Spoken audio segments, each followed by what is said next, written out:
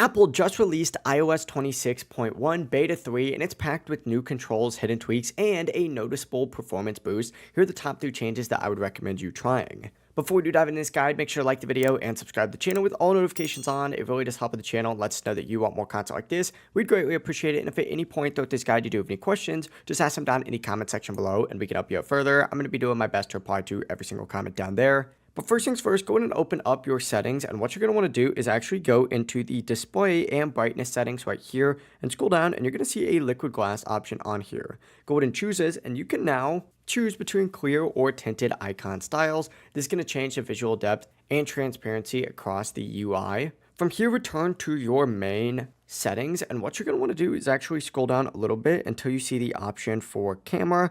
Open this up, and what you're going to see now is actually an option for locking the screen swipe to open up your camera, which is going to prevent you from taking like any random pocket photos. Go back to the main settings, and the next thing I recommend you changing is actually in your accessibility. Open this up, and if you scroll down, you're going to see a little touch option on here. Open this up, and then if you scroll down even further, you're going to see an option to prefer single touch actions. Go ahead and turn this on if you prefer something, for example, to tap to stop instead of like the slide animation for an alarm, for example, and so much more. Now, overall, there was a series chip performance boost. Geekbench actually scores in this update around 3,000 single core and 7,600 multi-core apps are going to launch a lot faster, and gaming is going to feel a lot smoother. And Apple Intelligence is still in beta, but labeling in this version has officially been updated, so expect more toggles in upcoming builds. Apple has also officially removed the Clips app from the App Store. Not a huge surprise because really nobody used it.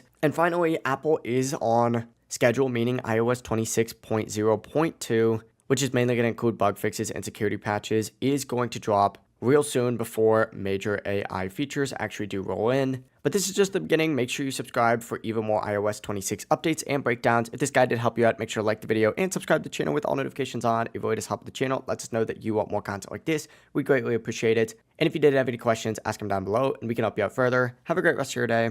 Peace.